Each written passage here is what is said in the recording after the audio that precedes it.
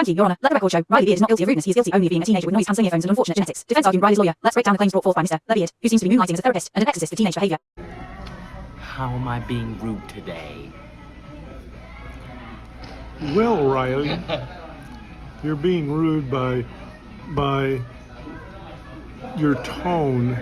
You speak with a tone like your sister Sasha, and she had it down solid. You're being rude by your tone. Objection. Vague and emotionally charged. Your Honor, tone is a highly subjective metric. What's rude to one person may just mean as sarcasm to another. Riley's tone allegedly resembles that of his sister Sasha, who, as we understand, had it down solid. If Sasha's tone was so flawlessly executed, then perhaps Riley is simply a talented mimic. If anything, this points to genetic consistency, not disrespect. Are we punishing kids for sounding like their siblings now?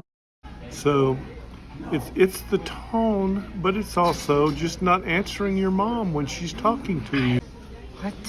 Say, I had my earphones in. I had my earphones in. Not answering your mom when she's talking to you, Your Honor. My client clearly states, I have my earphones in. This is not a crime. It's a built-in safety feature of modern teenhood. With today's soundproofing technology and the emotional volume of this household, earphones are the only boundary Riley owns. Furthermore, my client was not willfully ignoring his mother. He was immersed in his own audio environment, possibly a podcast, possibly Faceless 17, possibly the sound of him trying to emotionally regulate.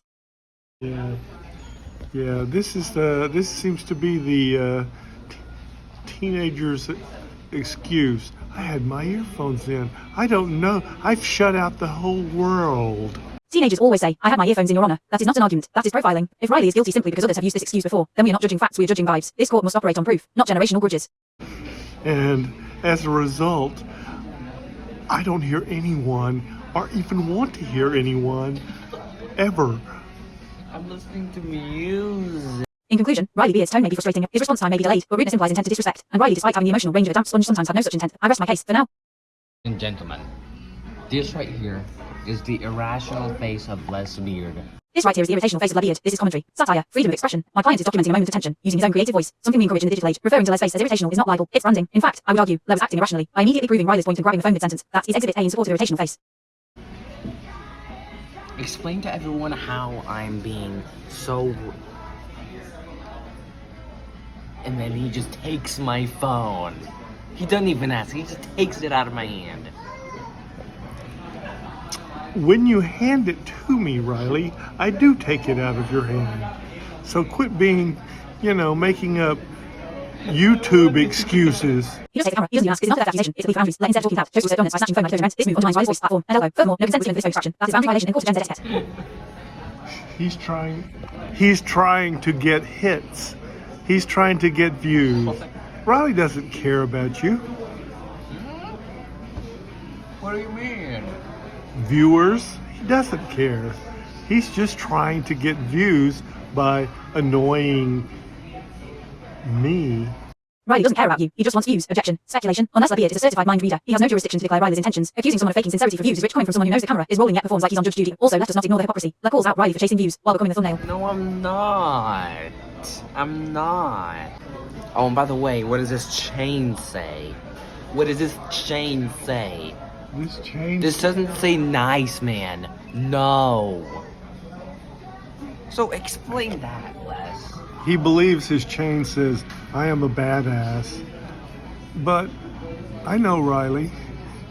And he's not a badass. I am so bad. His chain doesn't say nice, and he believes it says I'm badass. But he's not badass, Your Honor. This is pure chain shaming. The fashion choice made by Riley is a symbol of self-empowerment. Whether the chain says badass or made in China, it's not left to interpret its meaning. Furthermore, Riley replies with, I am so badass, delivered a humble energy style hybrid that shows he's half joking, half believing. This is a classic case of defensive swagger in the face of eternal disrespect.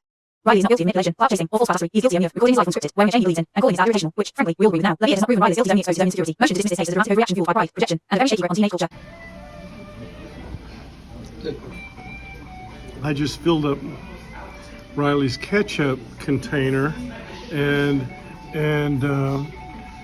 now he's complaining that I put too much ketchup in it. Riley's complaining he has too much ketchup in it. This is called personal source preference, not psychological warfare. Riley simply desired a reasonable amount of ketchup, not a dunk tank. The fact that Len anticipated this response does not make Riley difficult. It just means Len knows his son's taste and still ignored it. Intentional overfilling to provoke a reaction sounds more like sabotage with a side of gaslight. Of course, had I put half that much, he would have said, why didn't you fill it up? If I filled half, he'd say, why didn't you fill IT up? Objection. Hypothetical tantrum. Lowe's prosecuting imaginary Riley, not the real one. You can't put a kid on trial for things he might say in an alternate condiment timeline. That's minority report behavior. Also, this entire argument is based on there being unable to win a no-win situation that he entirely made up. That's not Riley's fault, that's arguing with a ketchup genie he invented in his own head. And this is not a mature way to look at things. This is not a mature way to look at things. Let the court remember, Riley is 15. If maturity were a requirement for ketchup contentment, half the adult population of diners would be in jail. Riley's only crime was reacting to an overwhelming glob of ketchup, which, judging from the image evidence, was basically a tomato swamp. The boy ordered fries, not an archaeological dig.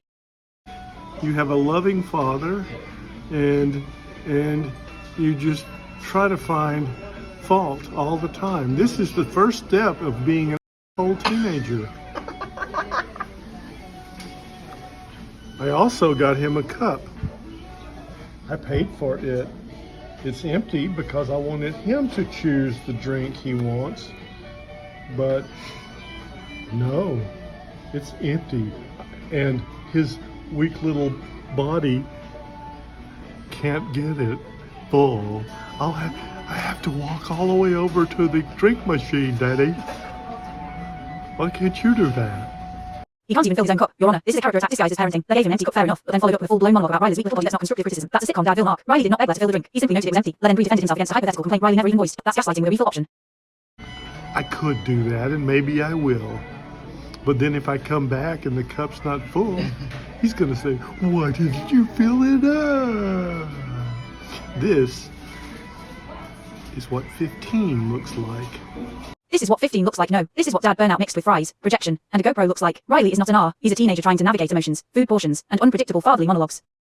Riley wants to know why he's a narcissist. I don't know why he's a narcissist. Exactly. But he is. Riley wants to know why he's a narcissist. First of all, curiosity is not confession. Riley asked a question, a philosophical question, even. Why am I a narcissist does not mean I am a narcissist. It means my dad keeps calling me this and I want to know why. This is an inquiry, not a declaration. And I responded with, I don't know why he's a narcissist, but he is. Your Honor, this is equivalent to, I don't have evidence, but I'll still accuse him. He will spend hours looking at himself and talking to the YouTube like I'm doing now. But I'm doing it now because I'm being forced to by this narcissistic person. He spends hours looking at himself and talking to YouTube, Your Honor. If that is narcissism, then we need to lock up 80% of social media users and 100% of vloggers. Recording yourself is not narcissism. It's self-expression in the digital age. Riley isn't holding board meetings about himself in the mirror. He's probably telling jokes, reviewing food, or filming Le being irate, which, let's be honest, is peak content. Also, if Le's filming himself complaining about his son filming himself, then I fear we may have a mirrored narcissism spiral, which is deeply ironic. So he wants me to do a lot of explaining. Yeah. Because it's about him, see? He'll listen to it. It's about him. He'll listen to it because he's a narcissist. 3. He wants me to do a lot of explaining because it's about him. Objection. That's called having a conversation. Le, you're not being forced to explain things because Riley's self-absorbed. You're being asked to explain things because you keep calling your kid names with no context. It's not narcissism to say, hey, why do you think that? It's basic emotional intelligence. You know, but God, I really wish I knew Donald Trump better because then I could get them in the car and they could just talk about each other all day long. I wish I knew Donald Trump so they could talk to each other all day. Your Honor, this is a low blow. This isn't just name dropping. This is a psychological atomic bomb lobbed at a teenager. You don't call your kid the human equivalent of a political controversy and then expect him to thank you for your honesty. Also, if anyone's turning monologues into power plays, it's Leviard, not Riley. Riley asked one question. Le turned it into a presidential roast. Excuse me.